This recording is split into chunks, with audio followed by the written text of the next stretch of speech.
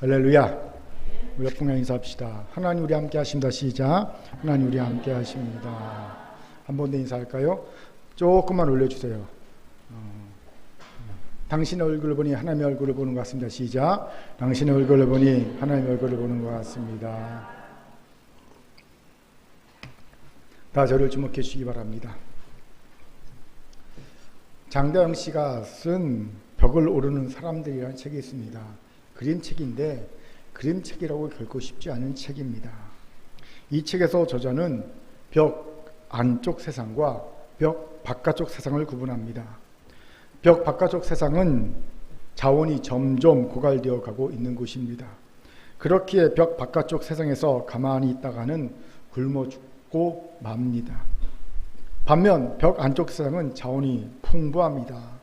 더군다나 벽 바깥쪽에는 거대한 바람이 불어오지만 벽 안쪽 세상은 벽의 바람을 막아주는 탓에 바람이 불고 있다는 것조차 체감하지 못합니다. 이런 탓에 벽 바깥쪽 세상의 사람들은 벽 안쪽으로 가기 위해 필사적으로 벽을 오릅니다. 벽 안쪽 세상에 가면 지금보다 훨씬 더 행복해질 수 있을 것이라는 믿음을 가지고서 벽을 오르지요. 그런데 이 책은 묻습니다. 과연 벽 안쪽 세상에 가면 정말로 행복해질 수 있냐고. 이 책의 주제입니다. 벽 안쪽 세상에 가면 정말 행복해질 수 있어요? 이렇게 묻고 있어요. 이 책이 제게 심각한 질문을 던져주었습니다.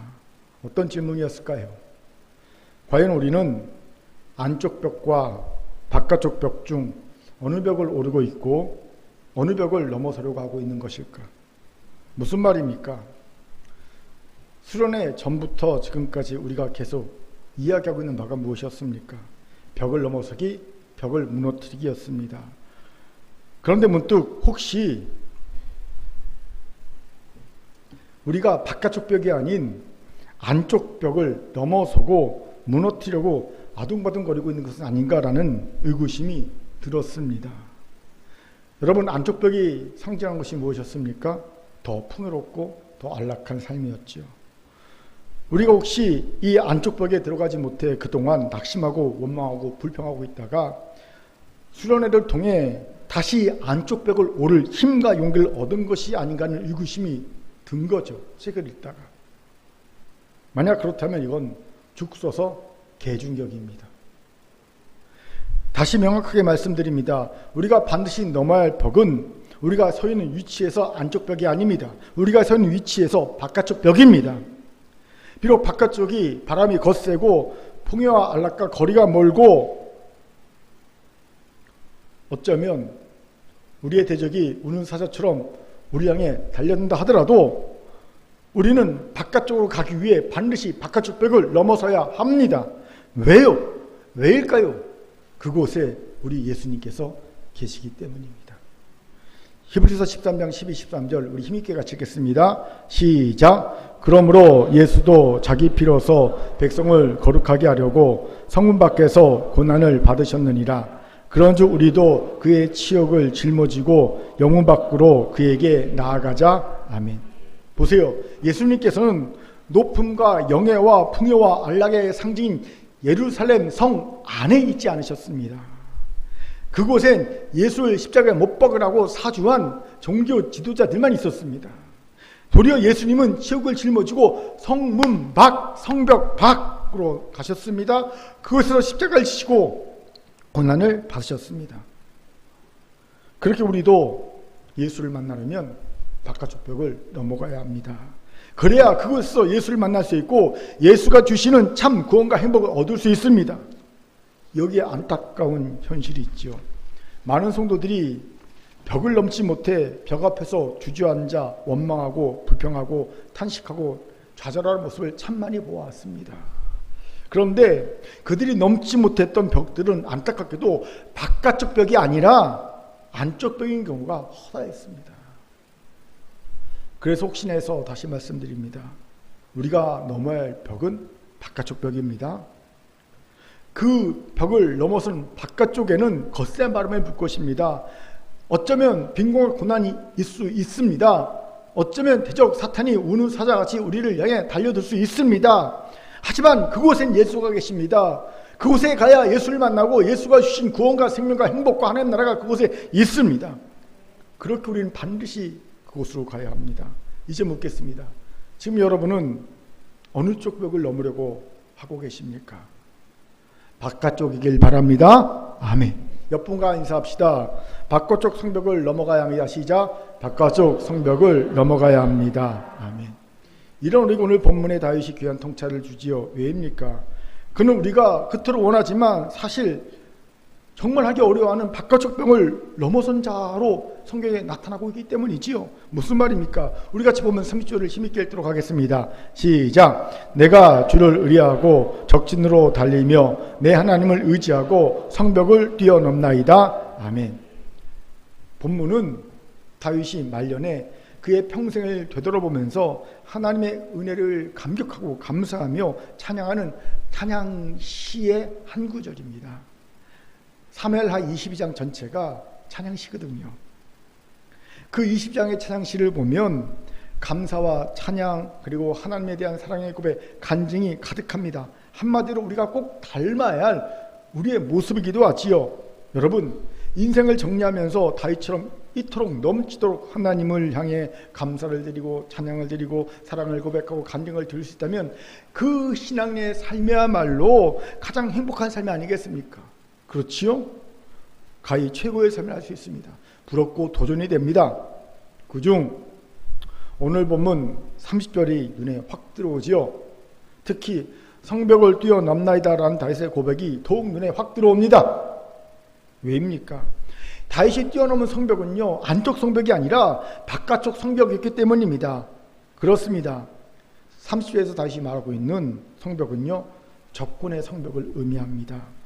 다윗은 하나님을 의지해서 살기를 띠고 자신이 오기만 하면 죽이려고 노리고 있는 그 적들이 있는 적의 성벽 안으로 뛰어넘어 들어갔다는 겁니다. 그렇기에 풍요와 안락, 바람 한 점 없는 안쪽 성벽과 180도 다른 성격의 성벽임을 알 수가 있지요. 그리고 이런 다윗이기에 다윗도 하박국 선지자의 고백처럼 그의 발이 사슴의 발로 변합니다. 그리고 하나님이 그를 높은 곳에 세우십니다. 그리고 하나님이 보여주시는 높은 곳에만 볼 수 있는 하나님의 경륜과 섭리를 볼 수 있는 자가 됩니다. 벽을 넘은 자 다윗의 모습을 볼 수 있는 증거지요.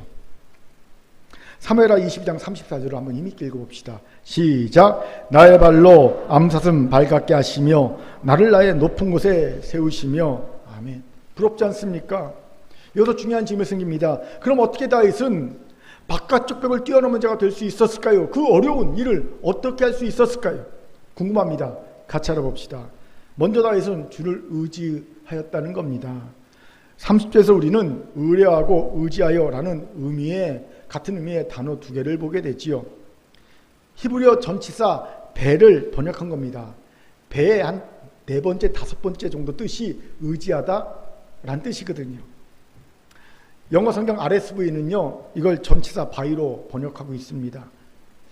다윗이 철저하게 하나님을 의지했음을 잘 드러내는 단어들이지요. 그렇습니다. 다윗은 자신의 젊은 혈기와 용맹으로 혹은 자신의 능력으로 혹은 자신의 지혜를 가지고 적진을 달리며 적의 성벽을 뛰어넘지 않았습니다. 그는 오로지 주를 의지하여 적진을 달렸고요, 주를 의지하여 적의 성벽을 뛰어넘었던 겁니다. 실제로 우리는 다윗의 일생에서 그가 전심으로 주를 의지했다는 예를 많이 보지요. 골리앗과 싸울 때 소년 다윗도 오직 주를 의지하여 골리앗과 싸워 이겼지 않습니까? 그때 그는 이렇게 말합니다. 나는 내가 모욕한 이스라엘 군대 하나님의 이름으로 내게 나아가노라. 믿음의 고백입니다. 주만 의지하여 너와 싸우겠다는 겁니다. 그리고 이겼지 않습니까? 그런데 이건 다윗 인생 최고의 고난의 시기였던 광야 도피 생활 중에서도 여전합니다. 변함이 없습니다. 그는 잘하는 대로 하나님께 이렇게 고백합니다. 나의 마음을 주께 확정해 드리겠습니다. 그리고 새벽을 깨우며 주께 기도했음을 봅니다. 주를 의지하겠다는 결단이죠. 그 결단의 결과 그는 사울왕을 2번 죽일 수 있는 기회가 있음에도 그를 살려보내주죠. 왜요? 스스로가 자신을 구원하지 않겠다는 겁니다.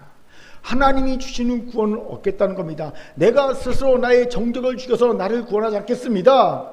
하나님이 나를 구원하실 줄 믿습니다 라고 하나님을 철저히 의지하는 자에서 결단의 모습을 볼 수 있지요. 이런 주를 의지하는 다윗의 모습은 단지 그가 고난 중일 때만 있던 것이 아닙니다. 그의 인생에 가장 잘 나가는 때, 다시 어디를 가든지 승승장구하던 때, 이겼던 그때에도 그는 하나님을 의지합니다. 성경 말합니다. 하나님이 다윗과 동행하심으로 그가 어디를 가든지 승리하였더라. 하나님과 동행한, 하나님을 의지하는 동행한 다윗의 모습을 보게 되지요. 괜히 다윗 하는 것이 아니지요. 여기서 중요한 질문이 생깁니다. 다윗은 어떻게 이렇게 철저하게 주를 의지할 수 있었을까요? 중요한 이유가 있습니다. 다윗의 인생을 쭉 보면서 정말 중요한 인생의 어떤 키포인트를 볼 수 있어요. 열쇠가 되는 중요한 지점을 볼 수 있습니다. 뭡니까?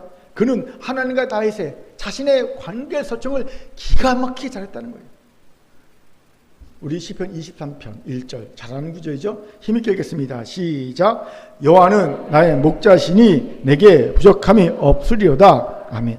보세요. 다윗은 하나님을 나의 목자라고 부릅니다. 자연히 나는 그의 기르신 양이 되지요. 이 관계 설정이 기가 막힙니다. 이미 잘 알듯이 양은 철저하게 목자를 의지합니다. 왜요? 목자를 의지하지 않고는 살 수 없는 동물이 양이기 때문이죠. 양은 야생에서 스스로 생존할 수 없습니다.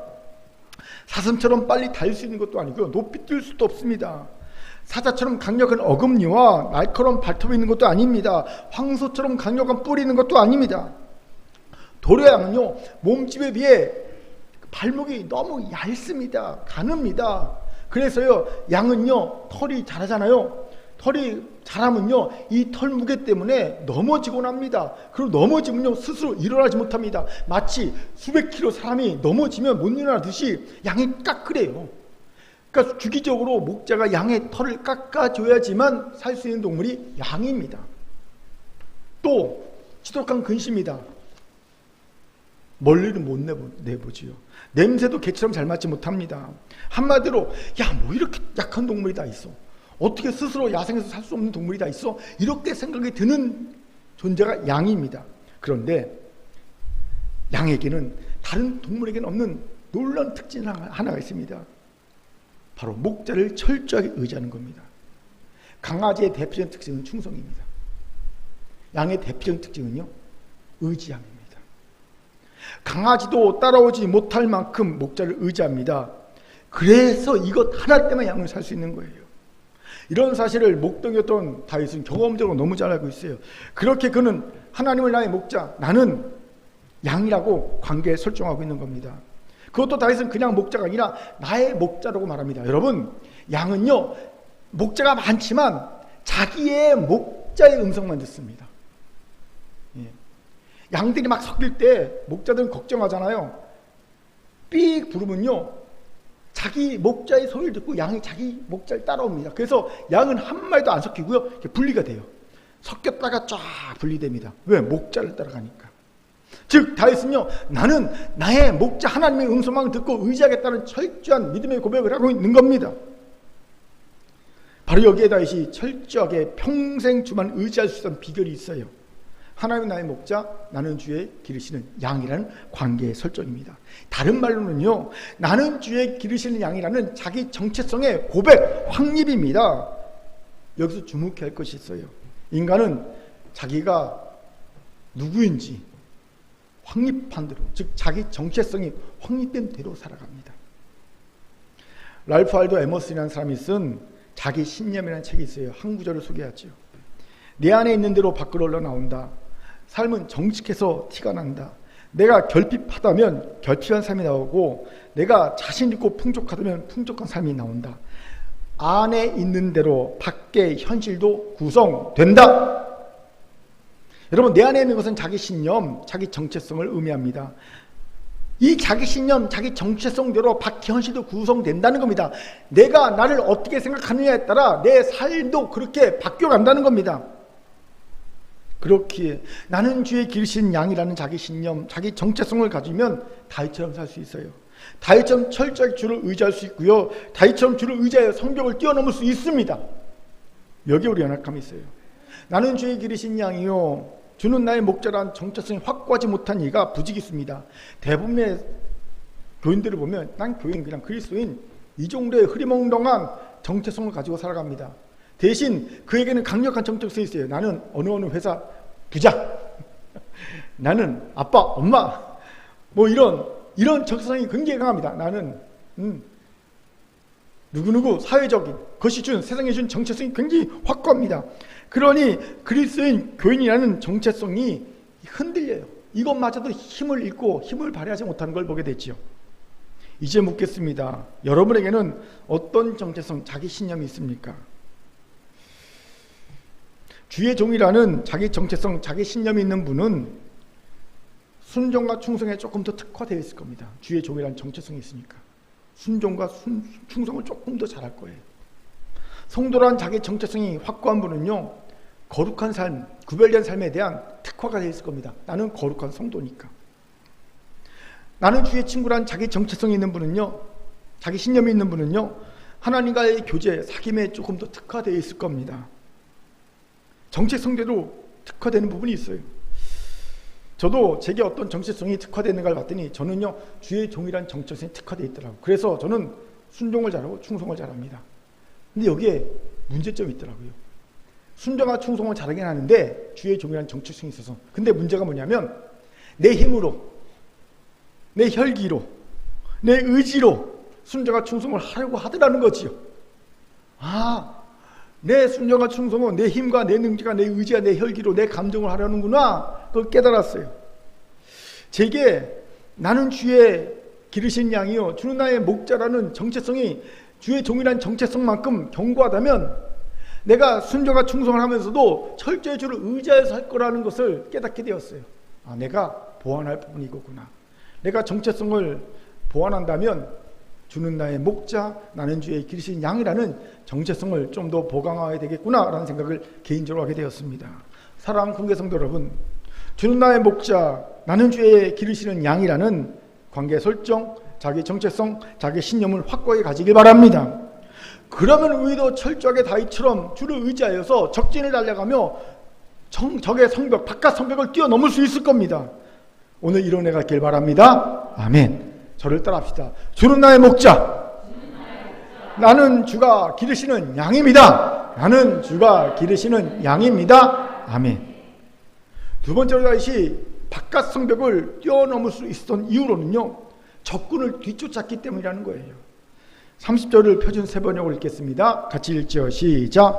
참으로 주께서 나와 함께 계셔서 도와주시면 나는 날쌔게 내려져서 적군도 뒤쫓을 수 있으며 높은 성벽이라도 뛰어넘을 수 있습니다. 아멘. 30절에서 적군을 뒤쫓겠다는 다윗의 말에 주목해 보세요. 다윗은 적의 침공을 방어하여 이스라엘의 안녕을 지키는데 만족하고 있지 않아요. 그랬다면 굳이 후퇴하는 적을 뒤쫓을 이유가 없지요.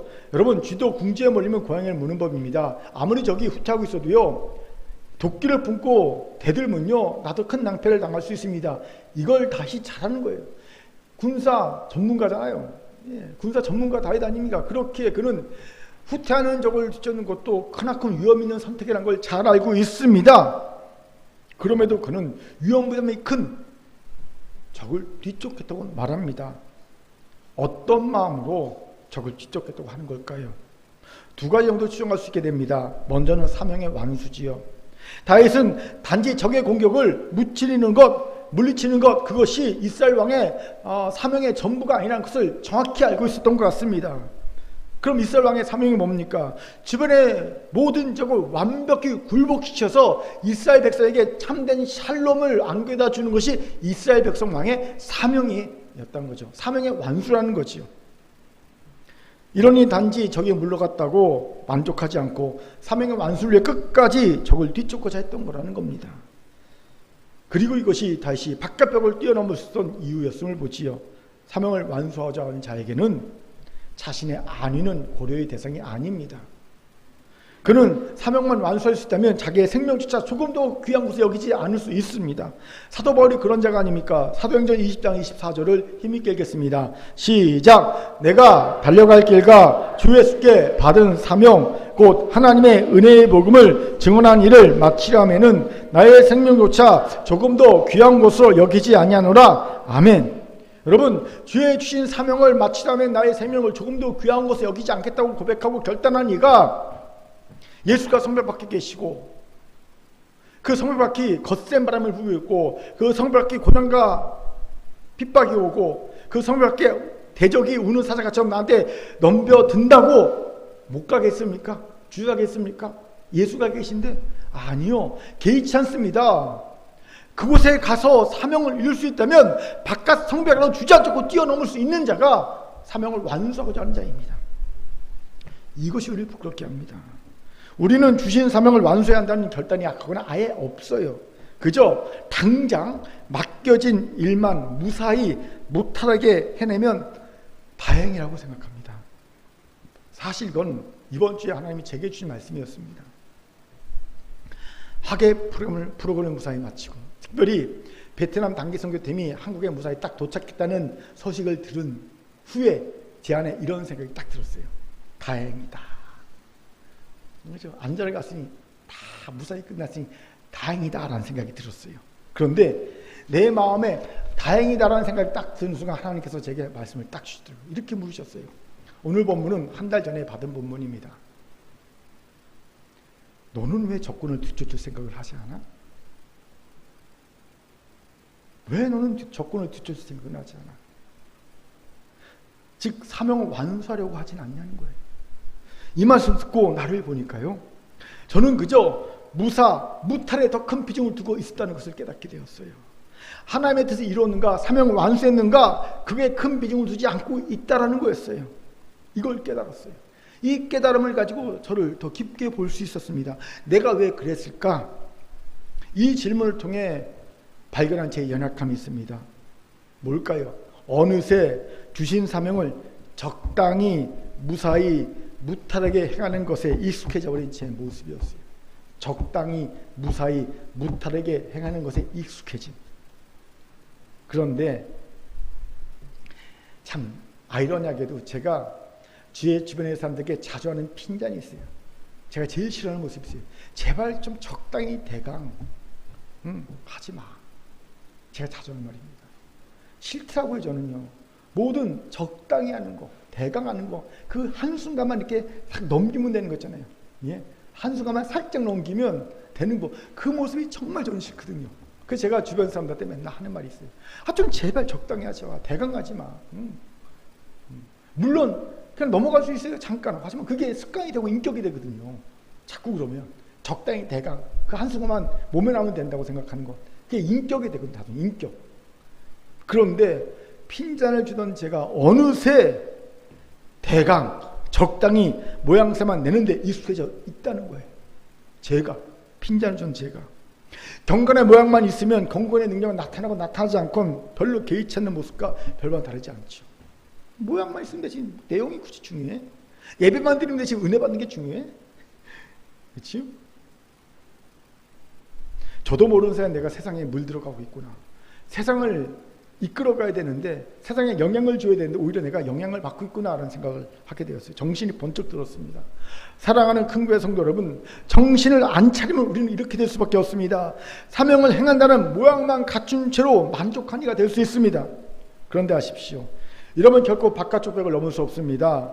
그곳은 거대한 바람을 불고 있고요, 빈곤과 고난이 도사리고 있고요, 위험천만한 곳이 아닙니까? 못 가요. 그렇게 이제 사명의 완수의 목표를 둬야 합니다. 모양만이 아니라 내용의 목표를 둬야 합니다. 무탈, 안녕이 아니라 비록 거센 바람을 맞고 빈곤과 고난이 있어도 주신 사명을 완수하는 데 집중해야 합니다.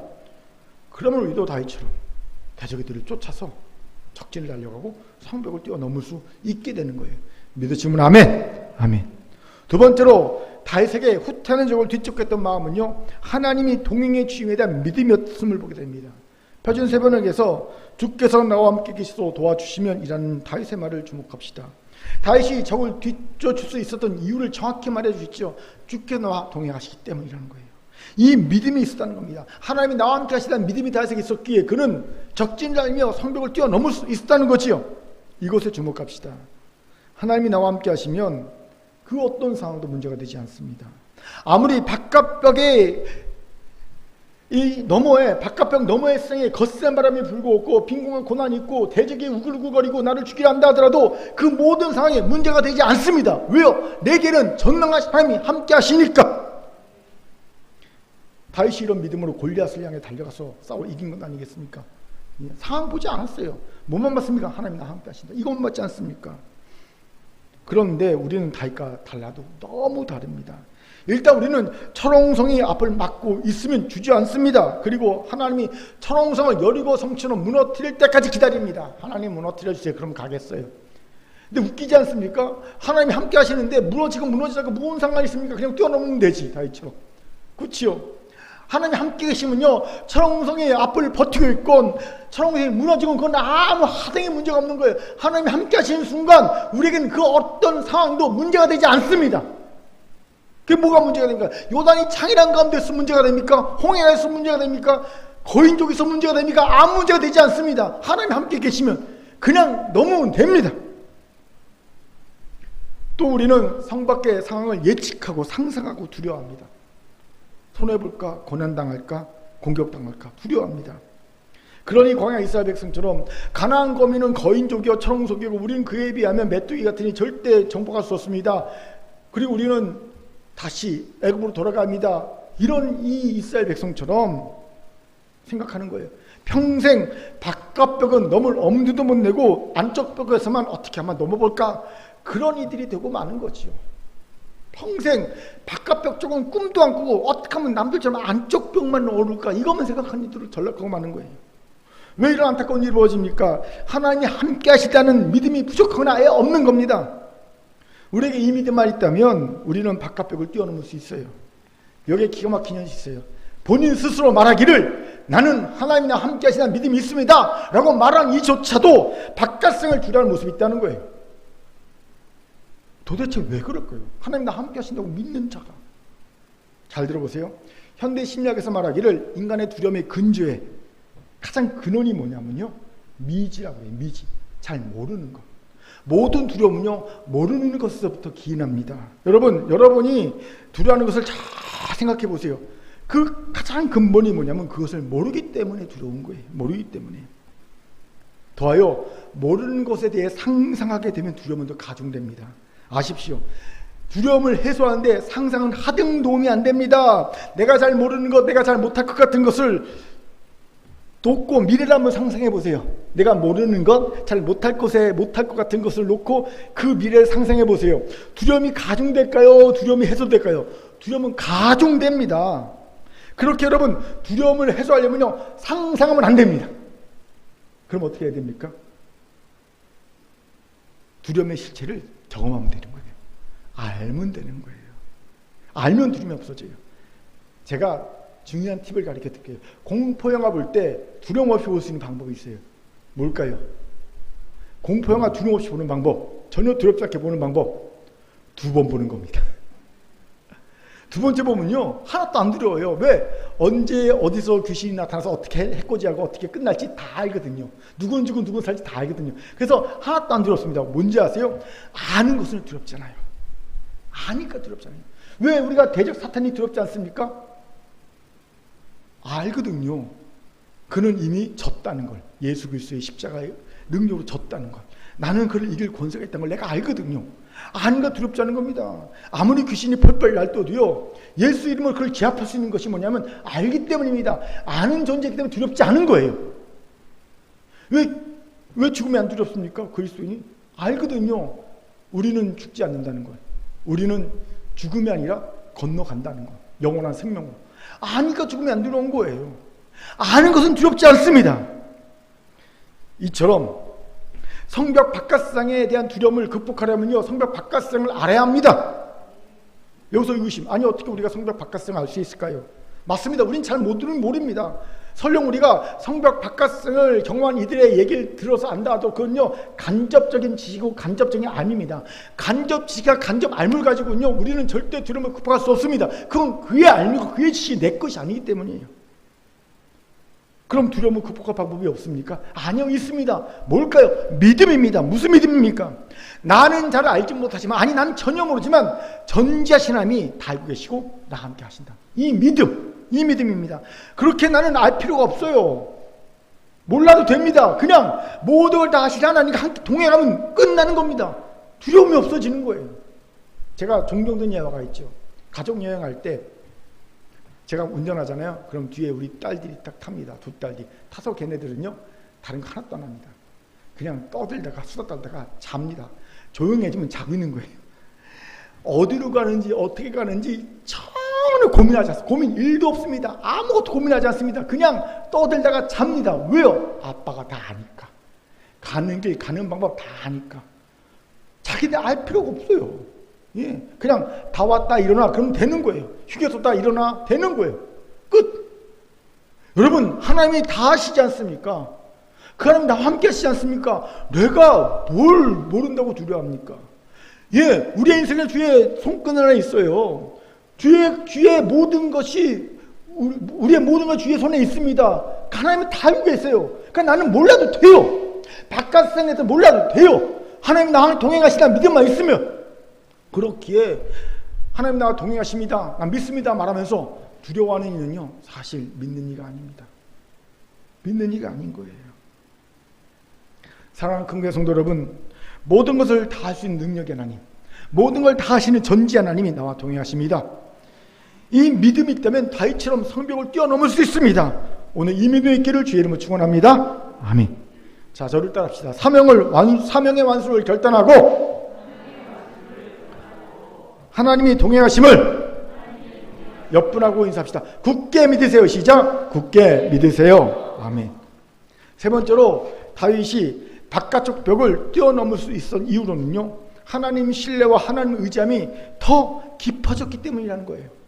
무슨 말입니까? 이것을 알기 위해선 30절에서 다윗이 하나님을 어떻게 부르는가, 하나님 호칭이 바뀌어가는 과정을 보면 됩니다. 처음에 다윗은 하나님을 당신이라고 부릅니다. 우리말 성경에는 주라고 번역되어 있지만 히브리 성경에는 주라는 말이 없어요. 그저 의지하여라고만 되어 있어요. 의역입니다. 주는. 영어로는 with you라고 번역하고 있습니다. 그런데 뒤에 다윗은 하나님을 나의 하나님이라고 부릅니다. 영어로 with my God이시죠.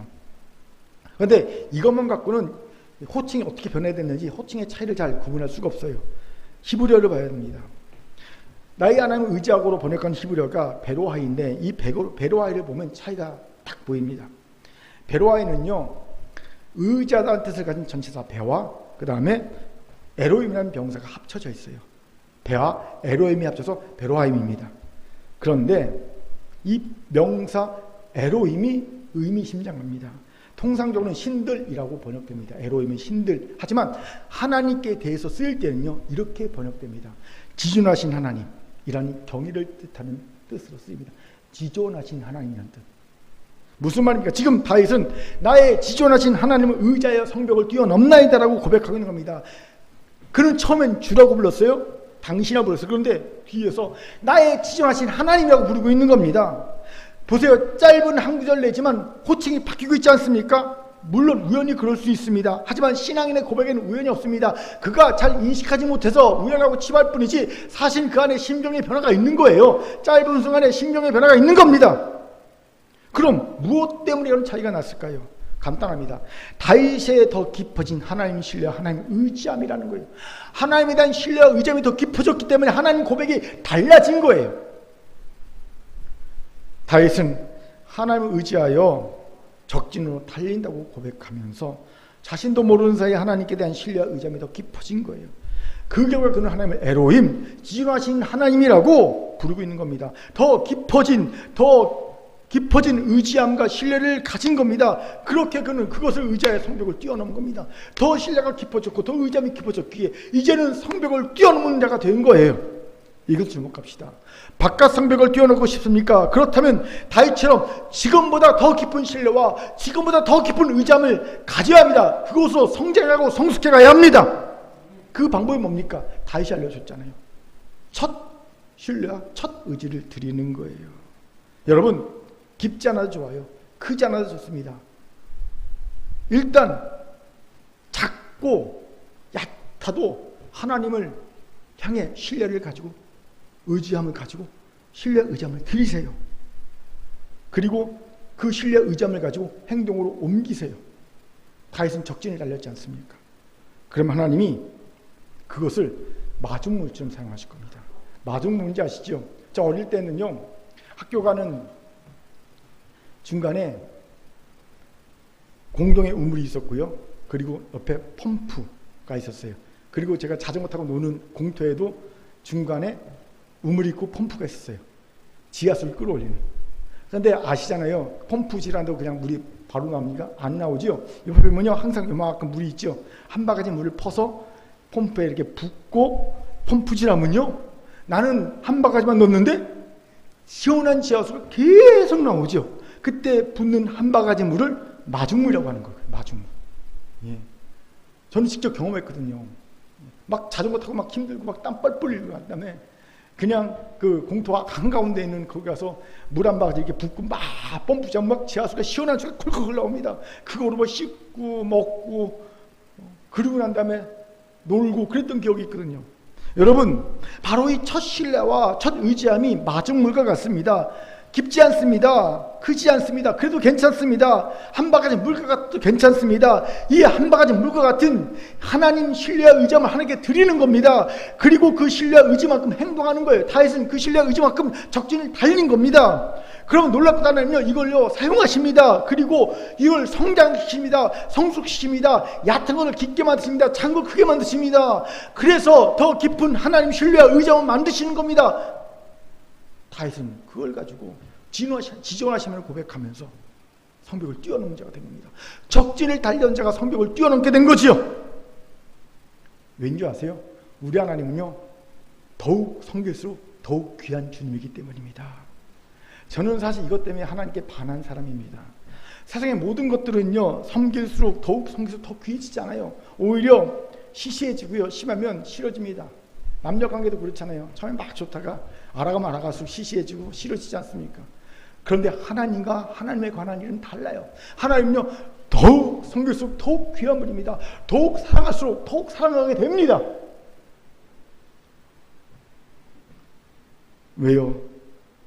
하나님 내가 드린 마중물 같은 그 별볼 없는 신뢰와 의지함을 가지고 우리가 상상할 수 없는 큰 은혜를 부어주시기 때문입니다. 저는 이것을 절감했기 때문에 하나님께 반해서 여기까지 온 거예요. 제가 드린 신뢰와 마중물은, 신뢰와 의지함은요, 정말 마중물 정도밖에 되지 않았습니다. 하지만 하나님이 그걸 받아서 내게 부어주신 은혜는요, 상상을 초월할 만큼 컸습니다. 이번 여러분도 마찬가지죠. 우리가 드린 신뢰와 의지함은요, 정말 마중물보다 못했지요. 그런데 하나님은 어린이 붓으로부터 베테랑 단기 성교까지 정말 엄청난 은혜를 부어주셨습니다. 저는 믿습니다. 베트남에서뿐만 아니라 우리 교회 곳곳에서 생명의 역사가 꿈꾸고 있다고. 그 증거가 뭡니까? 하나가 뭡니까? 여러분, 우리가 잃어버렸던 중보기도 몸이 계속 유지되고 있지 않습니까? 예. 월화목금. 월화목금 맞나요? 월화목토. 월화목토. 중보기도 모임이 있지 않습니까? 얼마나 귀합니까? 없었어요. 그런데 순회 전에 결단하고 유지되더니 순회 끝나고도 계속 유지되고 있어요. 할렐루야. 은혜가 큽니다. 그렇게 걱정하지 마십시오. 염려하지 마십시오. 일단 하나님께 자신이 드릴 수 있는 신뢰와 의지함을 들으십시오. 그것을 가지고 적진으로 달려가면 됩니다. 그러면 하나님 반드시 더 깊은 신뢰와 더 깊은 의지함으로 우리에게 부어주실 겁니다. 이제 우리는 적진을 달리는 존재에서 성벽을 뛰어넘는 존재가 될 줄 믿습니다. 아멘. 여기에 사단의 속임수가 있어요. 사단은 속삭입니다. 야, 그까지 적은 신뢰, 의지함이 무슨 역사를 일으키겠어. 확실하게 잘할 것이 아니라 아예 처음부터 시작도 하지 마. 여러분, 사탄의 속삭임입니다. 이 속삭임의 나와가 마중물 같은 신뢰와 의지함도 드리지 못하는 일이 정말 많습니다. 속지 마십시오. 일단 적어도 드려야 합니다. 하나님은 그것을 마중물로 사용하실 겁니다. 그래서 더 깊은 신뢰와 더 깊은 의지함을 우리에게 부어주실 겁니다. 저를 봐도 그렇더라고요. 제가 처음부터 하나님께 깊은 신뢰와 의지함을 드린 것이 아닙니다. 저도 마중보다 적은 신뢰와 의지함을 드렸을 뿐입니다. 그런데 하나님은요, 내가 그걸 드리고 그렇게 행동할 때 그걸 마중물처럼 사용하셔서 내게 더 깊은 신뢰와 더 깊은 의지함을 주신 거예요. 그리고 저로 벽을 뛰어넘는 자로 만들어 주셨습니다. 그래서 제가 여기 서 있어요. 하나님 놀라운 은혜가 아닐 수 없습니다. 사랑하는 공개 성도 여러분, 성벽을 뛰어넘기 위해 더 깊은 신뢰와 의지함을 가지기 원합니까? 그렇다면 일단 마중물 신뢰, 마중물 의지함을 드리십시오. 오늘 이 지하 결단이 있길 바랍니다. 아멘. 자, 저를 따라합시다. 더 깊은 신뢰와 의지함을 가지기 위해 마중물 신뢰와 의지함을 옆분을 보면서 단디 말합시다. 드립시다. 예. 이제 말씀하시죠. 제가 가진 별명이 많지는 않습니다. 근데 그 많지 않은 별명 중에 긍정적인 게 별로 없어요. 뭐 나과장, 나가장 언니가 과장이 심하다. 우리 교회 뭐 3대 과장, 나과장, 오과장, 조과장 있지 않습니까? 그 중에 제일은 나과장이라. 뭐 별로 이렇게 좋은 별명이 없어요. 그런데 긍정적인 별명이 하나 있습니다. 뭔지 아세요? 나비게이션. 제가 어릴 때부터 길을 진짜 기가 막히게 찾아요. 어릴 때부터 어른들이 집 찾을 때, 길 찾을 때 저를 대동했어요. 한 번 간 길은요, 결코 제가 읽질 않아요. 공감감이 뛰어납니다. 그게 가장 빛을 발한 적이 있어요. 영국 선교 때. 제가 영국을 산 것도 아니고, 오랫동안 영국에서 공부한 것도 아니고, 여러 번 간 것도 아니고, 딱 한 번 갔잖아요. 친구랑 같이. 그리고 그 다음에 겁도 없이 제가 가이드 없이 제가 가이드가 되어서 우리의 성도들 많이 데리고 영국을 저 남쪽 본머스부터 저 북쪽 에딘버러까지 차를 직접 몰고 제가 데리고 다녔지 않습니까? 그때 저는요 제 자신에 놀랐습니다. 우와, 난 나비게이션 맞네. 옥스퍼드 가보셨어요? 옥스퍼드요 진짜 골목길, 꼬박꼬박 골목길이거든요. 근데 그 골목길을요 저기다 주차해놓고 한 7, 8km 떨어진 곳에 갔다가 다시 꼬박꼬박 그걸 그릴 때가 찾아가더라고요. 한 번에. 놀랬어요 제가. 야, 이거 못 찾을 텐데. 여러분 가본 분 알 겁니다. 얼마나 골목길인지. 옛날 도로거든요. 성무로도 있어서 막 골목입니다. 근데 거길요 제가 거침없이 막 데리고 다니는 거예요. 딱 한 번 가봤는데 주저함 없이. 그것뿐만 아닙니다. 요크도 그렇고 뭐 등등 그냥 다 돌아다니는 거예요. 나비게이션이더라고요 제가. 이야, 우리 교회 또 나비게이션 주니어도 있지 않습니까? 나유니어. 아무튼 그런 나비게이션인 제가 아주 오랜 기간 동안 방향치가 되어 산 적이 있어요. 방향치가 되어. 꽤 오랫동안 바깥 성벽을 넘어야 함에도 불구하고 안쪽 성벽을 넘으려고 아둥바둥거린 거예요. 왜요? 바깥쪽 성벽은 바람도 거쓰고 빈곤과 고난이 상상이 되지만 안쪽 성벽은 넘기만 하면 바람 한 점 없고 풍요와 안락과 성공이 상상되었기 때문입니다. 또 그리고 제가 제 주변을 보니까 모든 사람들이 다 안쪽 성벽을 기어오르려고 아둥바둥 거리는 게 보여요. 아, 맞나 보다. 다들 저렇게 하는 거 보니까 나도 이 성벽을 오르는 것이 맞나 보다 하고요. 저도 오랜 기간 동안 바깥쪽은 돌아보지도 않고 안쪽 성벽을 기어오르려고 아둥바둥 걸었다는 겁니다. 여러분, 인생의 가장 중요한 방향 설정에서 나비게이션 제가 엉뚱한 방향에서 헤매고 있었습니다. 오랜 기간 동안 목회자가 되어서도 어느 하나님께서 말씀하시더라고요. 방향이 잘못됐어. 네가 오를 성벽은, 넘어야 할 성벽은 안쪽 성벽이 아니라 바깥쪽 성벽이야. 왜? 그 성벽 바깥에 내가 있어. 나를 만나려면 바깥쪽 성벽을 넘어야 돼. 깨달았어요. 놀랐어요. 진짜 중요한 것은 방향치였구나. 완전 방향치였구나. 사랑하는 큰교회 성도 여러분, 저와 같은 이가 있습니까? 그렇다면 지금 방향을 돌리세요. 우리가 넘어야 할 성벽은 안쪽 성벽이 아닙니다. 바깥쪽 성벽입니다. 그 바깥쪽에는 우리 예수가 계십니다. 이 성벽을 다윗처럼 뛰어넘읍시다. 어떻게 해요? 주는 나의 목자, 나는 주의 길이신 양이란 관계 설정, 자기 정체성 확립, 자기 신임을 확고하게 하는 겁니다. 이러면 주를 철저히 의지하여 성벽을 뛰어넘을 수 있어요. 두 번째로, 사명의 모양만 갖추지 말고 사명의 내용까지 갖춥시다. 사명을 완수합시다. 더불어 전능하신 하나님과 동행함을 믿음으로 미지가 주는 두려움을 극복합시다. 그럼 우리도 성벽을 뛰어넘을 수 있어요. 세 번째, 더 깊은 신뢰와 의잠을 드리기 위해 마중물 신뢰와 의잠을 드립시다. 이까짓 것 아닙니다. 그거라도 드리고 적진을 뛰어갑시다. 그러면 적진을 뛰어가던 나를 하나님이 더 깊은 신뢰와 의잠을 주셔서 성벽을 뛰어넘는 자로 만드실 줄 믿습니다. 그래서 바깥쪽에서 예수를 만나고 구원과 생명과 행복과 하나님 나라를 얻는 큰교회 성도와 큰교회가 되기를 주의 이름으로 축원합니다. 아멘. 하나님의 말씀이었습니다. 기도하겠습니다.